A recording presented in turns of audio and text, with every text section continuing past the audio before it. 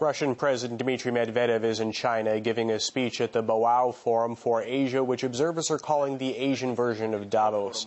We're going live to that press event now, where President Medvedev is giving his live comments. Dear colleagues, I would like to start by thanking organizers of the forum for a possibility to exchange of opinions on the relevant issues of the global development and to discuss our joint plans, including the plans for Asian and the Pacific region. Mr.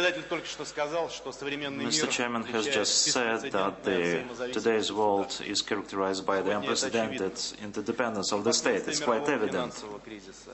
The impact of the world financial crisis, destabilization, which was observed in the Middle East, in the North Africa, natural and man-made disaster in Japan. These are all reminders of the need for jointly search for the responses to these challenges. In this context, the topic which was proposed for today's forum, the topic of inclusive development, is quite relevant today. I would like to briefly dwell on the most important aspects of this topic. First of all, the successful inclusiveness development is possible only in the democratic environment and fair international relations, not only political ones but also economic ones. One of the most important steps to create these conditions should be the reforms of the global financial system. This is what we have been dealing over the last 2 years. The progress has been achieved on this track because of unprecedented and very active actions by a number of states, G20 states, and of course it was attributed to the contributions of some other countries. The BRICS summit, which in Hainan Island in Sanya, confirmed that the member states of Forum stands for the creation of a new multipolar world architecture. This architecture should take into account the fair distribution of the global development potential and dynamic development of new centers of the economic and political influence. Second, the inclusive development as a principle of the state policy has a key priority not only at the international level but also at the domestic level. The knowledge-based economies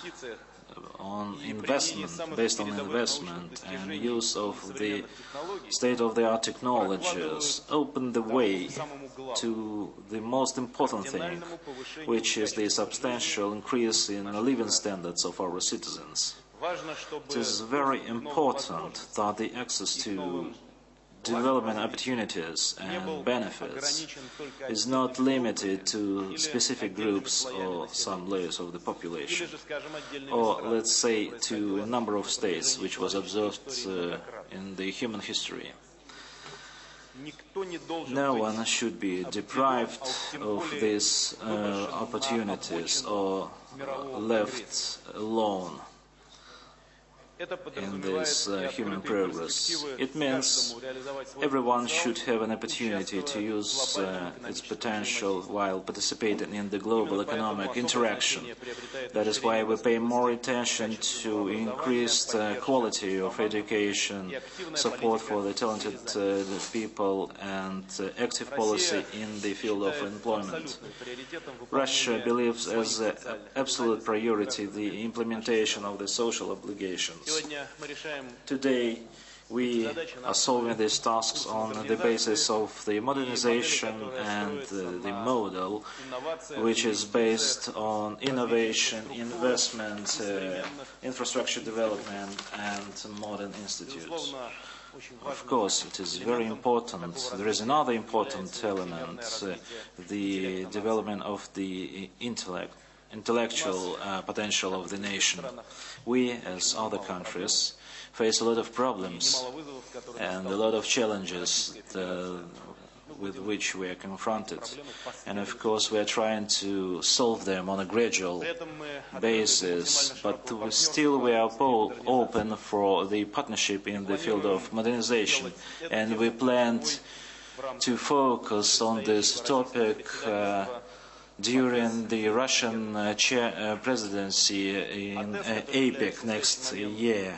APEC, which is the highly respected regional structure, could play its important role in creating favorable conditions for developing modern and comfortable cities, free movement of goods, capital, services, labor, and to exchange the state-of-the-art technologies and experience and creation of incentives for innovation policies. So, development of the policy on the basis of these inclusive development principles. Third, the stable, balanced development is not possible without efficient policy in the field of environmental climate protection and responding to the adverse climate changes. These actions are serving as a huge catalyst for the modernization of production, energy efficiency, incentives for the modern, environmentally clean technologies. These are the same goals that are set forth in the climate doctrines of our country. Fourth, our today's topics of today's forum has a clearly expressed regional aspects, which was mentioned by the President Hu of China.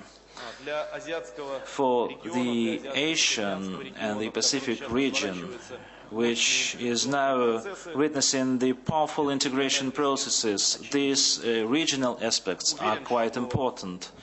And I'm pretty much sure that this development should be comprehensive, should engage all the countries of the region without creating new dividing lines, but rather leveling up economic potentials of the countries.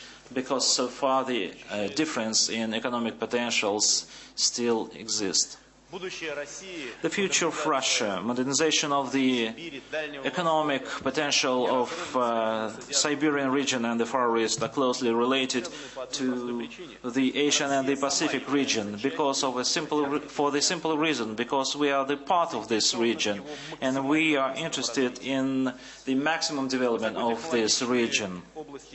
High technology industries, energy security, transport and logistic systems. These are the area where we can attain added value for the regional cooperation. Another area is the interaction in the field of the prevention and response to the emergency situation and natural disasters. We expressed our sincere sympathy to the Japan government and people of the Japan, and we believe that these implications would be overcome in the near future.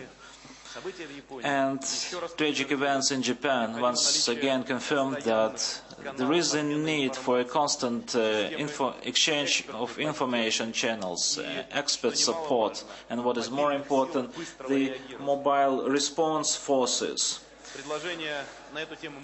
We have made these proposals during previous meetings of G20, and now we believe it's the right time to consider them in a greater detail, to study them thoroughly, and we are trying to make further proposals to our partners in terms of taking into account the experience of Japan events in the light of peaceful nuclear energy developments.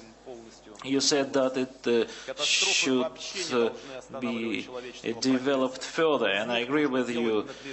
Natural disasters shouldn't prevent us from developing this sector, but we should take into account the lessons that we have drawn. The partnership relations, active participation of regional organizations are very important for us. There is no any alternative to that, and we will continue this course. And finally, the development of the social economic development of the ATR countries is not possible without open, transparent and equal architecture of security and cooperation. This architecture should be based on the principles of the international law and it should take into account the legitimate interest of all states without any distinction. That is precisely what we proceed with the President Hu when last year in Beijing we put forward the joint initiative on strengthening security and cooperation within the ATR region. Its fundamental principle of equal and shared security could serve for the Asia and the Pacific as a very important unification principle. Ladies and gentlemen, in conclusion, I would like to say that this meeting of the Forum for Asia is quite representative in terms of its participation, which is the further confirmation of its growing significance. Russia stands ready to participate productively in these activities, and our conversation, which we have started today, could be continued in June at St. Petersburg Economic Forum. Everyone is invited. Thank you very much.